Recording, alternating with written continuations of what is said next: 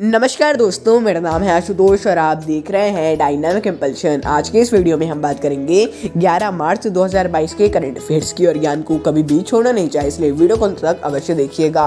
और हाँ, हमने आप सभी को पता ही होगा कि अभी विधानसभा के जो परिणाम आए हैं उन सबको आपने एक बार अच्छे से शायद देख लिया हो, और यदि नहीं देखा हो तो प्लीज़ उसे देख लीजिए। उसका हम कोई भी प्रश्न नहीं लेने वाले हैं और कोई एक्स्ट्रा वीडियो बनाने का भी नहीं सोच रहे हैं। प्लीज़ आप उसे अच्छे से देख लीजिएगा, और यदि आप किसी ट्रस्टेड वेबसाइट से देखना चाहें तो और भी ज्यादा अच्छी बात होगी। सबसे पहला प्रश्न है, राष्ट्रीय युवा संसद महोत्सव के तीसरे संस्करण को कहां आयोजित किया गया? A New Delhi, B Bhopal, C Prayagraj, D Thiruvananthapuram.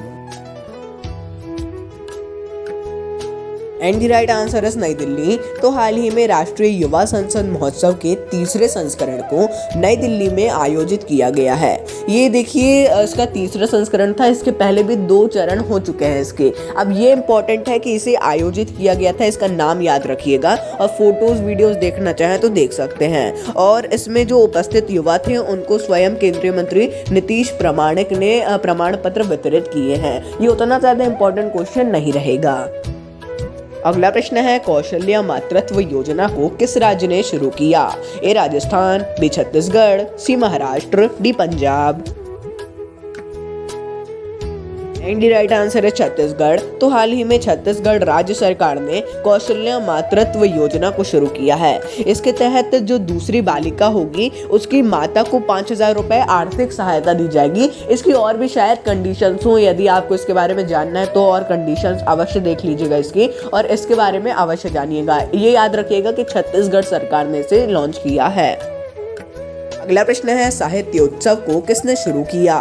A NITI Aayog, B कौशल विकास एवं उद्यमिता मंत्रालय, C ISRO, D none of above. And the right answer is none of above. तो हाल ही में साहित्य अकेडमी ने 10 से 15 मार्च तक साहित्य उत्सव को आयोजित किया है। इसमें ये मतलब साहित्य अकेडमी, यदि आपने इसका नाम ना सुना हो तो प्लीज इसके बारे में भी जानिएगा, ये भी बहुत इंपॉर्टेंट है। अभी वर्तमान में मैंने करंट अफेयर्स जितने देखे हैं उसमें इनका भी नाम आया है, इसका क्वेश्चन भी बन सकता है। और इसमें 24 विजेताओं को पुरस्कार भी वितरित किए गए हैं।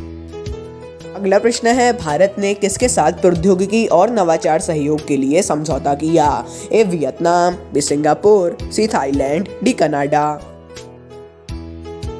एंड द राइट आंसर है सिंगापुर। तो हाल ही में भारत ने सिंगापुर के साथ विज्ञान, प्रौद्योगिकी और नवाचार में सहयोग को और ज्यादा बढ़ावा देने के लिए समझौता किया है। इससे दोनों के संबंध भी और अच्छे होंगे। और हाल ही में भारत सिंगापुर प्रौद्योगिकी सम्मेलन भी आयोजित हुआ था, इसे भी याद रखिएगा। अगला प्रश्न है, आयुष मंत्रालय ने किसके साथ समझौता किया? A CSIR, B ICAR, C ICMR, D both A and B. And the right answer is both A and B. तो हाल ही में आयुष मंत्रालय ने CSIR और ICAR के साथ समझौता किया है। इन दोनों के संगठनों के बारे में अवश्य पढ़िएगा, इसमें हमने नहीं दी है जानकारी, बाकी आप पढ़ना चाहें तो अवश्य पढ़िएगा। बाकी मैं यही कहूँगा कि ये दोनों बहुत ही इंपॉर्टेंट हैं। अगला प्रश्न है, टोन टैग ने किसके साथ मिलकर आवास आधारित UPI को लॉन्च किया? A Fino payments bank, B Paytm payments bank, C NSDL payments bank, D none of above. And the right answer is NSDL payments bank. तो हाल ही में टोन टैग के साथ NSDL पेमेंट्स बैंक ने मिलकर आवाज आधारित UPI समाधान को लॉन्च किया है। आवाज आधारित यानी कि जैसे ही पैसे वगैरह आएंगे तो ये अपने आवाज से ही बता देगा कि हाँ पैसे आए हैं, ऐसा करके कुछ है। आप इसको अगर और जानकारी लेना चाहें तो ले सकते हैं। हालांकि जितनी हमने जानकारी दी है वो मैं यही कहूँगा कि पर्याप्त होगी। बाकी आप यदि और इसकी जानकारी लेंगे तो बहुत ही अच्छा होगा। अगला प्रश्न है, भारत बैंक के साथ किसने बैंक इंश्योरेंस समझौता किया? A Aditya Birla insurance, B Tata general insurance, C Bharatiya AXA insurance, D SBI general insurance. And the right answer है आदित्य बिरला इंश्योरेंस। तो हाल ही में भारत कोऑपरेटिव यानी सहकारी बैंक ने आदित्य बिरला सन लाइफ इंश्योरेंस के साथ समझौता किया है। ये बैंक इंश्योरेंस रहता है, जब 2 इंश्योरेंस कंपनी समझौता करती हैं तो अधिकतर बैंक इंश्योरेंस ही कहा जाता है। इसके तहत 5 लाख ग्राहकों को इंश्योरेंस दिया जाएगा, ऐसा लक्ष्य रखा गया है, जिससे दोनों को ही प्रॉफिट होगा। अगला प्रश्न है 75 सक्सेस स्टोरीज पुस्तक का विमोचन किसने किया? ए डॉक्टर जितेंद्र सिंह, बी स्मृति ईरानी, सी डॉक्टर वीरेंद्र कुमार, डी उपरोक्त कोई नहीं।